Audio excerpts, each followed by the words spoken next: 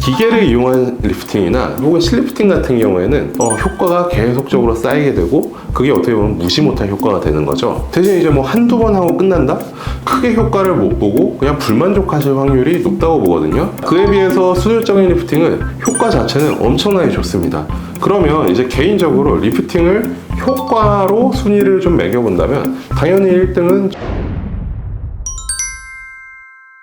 안녕하세요. 저는 성형외과 전문의 한바른 원장입니다. 요즘 리프팅 종류가 너무 많죠. 뭐 초음파, 고주파, 레이저 기계를 이용한 리프팅부터 실리프팅에 안면거상이나 이마거상 같은 절개 리프팅까지 종류가 너무 다양한데요. 자, 이번 시간은 리프팅을 좀 간단하게 좀 정리를 하고 나눠서 효과는 어떤 게 좋은지, 유지기간은 어떤 리프팅이 좋을지 알아보는 시간을 갖도록 하겠습니다. 자, 우리가 대부분 피부가 늘어지고 좀 처지기 시작하면 리프팅을 한번 해볼까 생각하기 시작하시거든요. 근데 이제 요즘은 정말 종류가 너무 다양해서 이게 수술인지 시술인지, 시술 받고 나서 실밥은 있는지 없는지, 회복 기간은 얼마나 되는지, 리프팅을 처음 알아보시는 분들은 시작부터 굉장히 헷갈리기 시작하는 경우가 많습니다. 그래서 좀 오늘은 좀 정말 큼직한 덩어리로 좀 리프팅을 간단하게 좀 구분 지어 볼 건데요.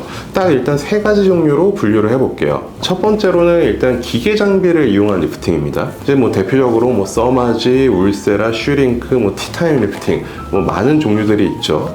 제가 이제 기계 장비를 이용한 리프팅이라고 첫 번째 분류를 한 이유는 이런 장비들이 조금 디테일한 점에서는 다를 수 있지만 어떻게 보면 큰 범위 안에서는 좀 기계를 사용해서 이제 피부에 손상을 주지 않고 쭉 통과해가지고 피부 안쪽 깊숙한 곳에 열을 전달하게 되고요. 이 전달된 열이 피부 안쪽의 재생을 좀 촉진시키고 이제 좀 늘어진 구조를 조금 더 타이트하고 팽팽하게 만들어준다는 공통점이 있다고 보시면 될 것 같아요. 자, 써마지는 고주파, 울세라나 슈링크는 초음파, 티타임 리프팅은 이제 여러 가지 파장에 레이저를 이용한다는 차이가 있는데 사실 우리가 전자레인지를 사용하건 오븐을 사용하건 넣어놓은 음식이 있는 것은 사실 마찬가지인 것처럼 이제 열을 전달하는 방법론이 좀 다를 뿐이지 피부 안쪽에 열을 침투시켜서 재생을 유도한다라는 원리는 공통이라는 거죠. 근데 이제 우리가 사실 해동할 때는 전자레인지를 쓰고 에어프라이어에 돌리면 맛있는 음식, 오븐에 돌려야 되는 음식들이 있는 것처럼 사실 이런 기계들도 원리는 같아도 각각 알아보면 조금 더 특화된 부분들이 좀 있거든요. 먼저 이제 울세라는 사실 리프팅 장비의 원조라고 볼 수도 있는데 이건 이제 피부 안쪽 중에서도 굉장히 깊은 층, 피하 지방층을 떠나서 이제 스마스라고 하는 근막층을 타겟으로 하도록 만들어져 있어요. 슈링크도 울세라랑 비슷한 깊이에서 리프팅을 유도하는데 이건 제 개인적인 사용 경험일 수도 있지만 단일 시술, 딱 한 번 시술했을 때는 슈링크에 비해서 울세라의 효과가 좀 더 뛰어나지 않을까 생각을 합니다. 자, 써마지는 사실 그보다는 살짝 얕은 층, 피부 바로 밑에 있는 진피층과 조금 얕은 피하 지방층에 열을 전달하게 되고요. 그래서 굳이 따지자면 리프팅을 유도한다기보다는 조금 진피 재생을 유도하는 효과가 좀 더 크다. 쉽게 얘기해서 피부가 탄력이 생기는 데는 써마지가 슈링크나 울세라보다 효과적일 수 있고 직접적으로 리프팅 효과를 주는 데는 울세라나 슈링크가 좀 더 유리할 수 있다는 거죠. 자, 티타늄 리프팅 같은 경우에는 사실 설명을 보면 깊은 층부터 얕은 층까지 여러 가지 효과를 주는 레이저 파장을 합쳐서 만든 장비인데 원리는 사실 모든 층을 좋게 만들겠다 라는 생각으로 만들기는 했지만 사실 리프팅 효과보다는 레이저는 보통 이제 피부 표면에 잔주름이라든지 좀 더 피부결 개선에 좀 더 효과적이지 않을까라는 생각을 해봅니다. 두 번째 분류는 실리프팅인데요. 실리프팅은 사실 좀 수술이라고 하기에도 조금 애매하고 좀 시술이라고 하기에도 조금 애매한 지점이 있거든요. 이제 특정 부위가 아니면 보통은 이제 수연 마취로 시술하는 경우가 흔하기 때문에 수술이라고 볼 수도 있을 것 같고 사실 근데 끝나고 나면 붓기도 별로 없고 실밥도 없기 때문에 간단한 시술처럼 느낄 수도 있는 점이 있는 것 같아요. 자, 실 같은 경우에도 굉장히 여러 종류가 있거든요. 이 여러 종류에 어떤 차이가 있냐면 보통 이제 실에는 코그라고 불리는 돌기가 이렇게 나무에 가시처럼 달려 있어요. 이 돌기를 한쪽 방향으로 만들었는지 양쪽 방향으로 만들었는지 이 돌기 모양 자체가 가시 모양인지 스크류 모양인지 이런 작은 차이들에 의해서 실의 명칭이 달라질 수 있습니다. 그래도 이제 결국은 공통적인 원리는 이 코그라고 불리는 이 실의 돌기를 통해서 한쪽 방향으로 쭉 끌어당겨주거나 아니면 양쪽 방향에서 이렇게 모아주는 효과를 통해서 직접적으로 조직을 옮겨주는 작용을 하게 되는 거고요.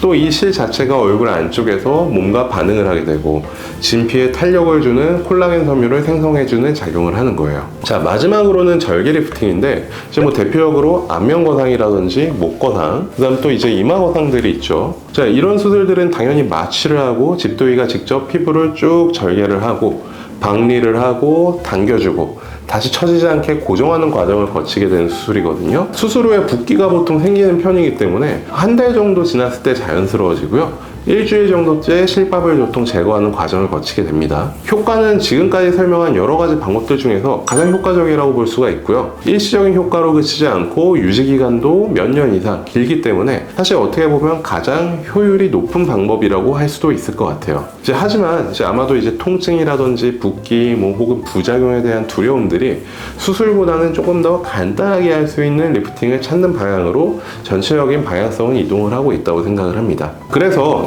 기계를 이용한 리프팅이라든지 실리프팅, 수술적 방법의 리프팅의 장단점을 좀 간단히 살펴보자면 굉장히 좀 명확하거든요. 기계를 이용한 리프팅이나 혹은 실리프팅 같은 경우에는 은행에서 좀 소액 적금 드는 거랑 비슷하다고 보시면 될 것 같아요. 처음엔 효과도 미미한 것 같고 시간이 지나면 다시 원래대로 돌아오는 것 같지만 사실 꾸준하게 시술을 받고 적립을 해서 나가면 효과가 계속적으로 쌓이게 되고 그게 어떻게 보면 무시 못한 효과가 되는 거죠. 또 통증이나 붓기가 덜하기 때문에 평소에 그냥 시간 날 때 받기에도 크게 부담이 없습니다. 대신 한두 번 하고 끝난다?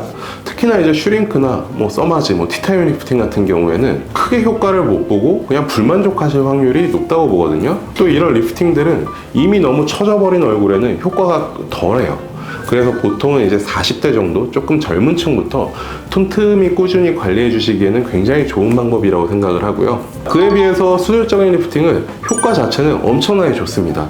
수술 다음 날부터 붓기가 빠지면 거의 10년 전에 나로 바뀐 것처럼 완전히 다른 사람이 되어 있는 거예요. 우리가 60대 정도로 나이가 들게 되면 이미 얼굴이 많이 처져 있기 때문에 실이나 울세라 같은 장비로는 확 좋아지기가 어렵습니다. 어느 정도 한계가 명확하다고 보시면 되거든요. 이런 정도의 나이대에서는 수술적 방법이 기계나 실리프팅보다는 훨씬 더 우월합니다. 대신 회복 기간이 좀 길고 붓기도 조금 더 오래 가는 경우가 있기 때문에 조금 시간의 여유를 가지고 있거나 혹은 이미 얼굴이 많이 처져 있는 분들에게는 간단한 방법보다는 먼저 수술적인 방법을 생각하고 이후에 관리를 해주시는 쪽이 정답에 가깝다고 생각을 합니다. 그러면 개인적으로 리프팅을 효과로 순위를 좀 매겨본다면 당연히 1등은 절개 리프팅, 2등은 실리프팅, 3등은 기계 리프팅이라고 할 수가 있을 것 같고요.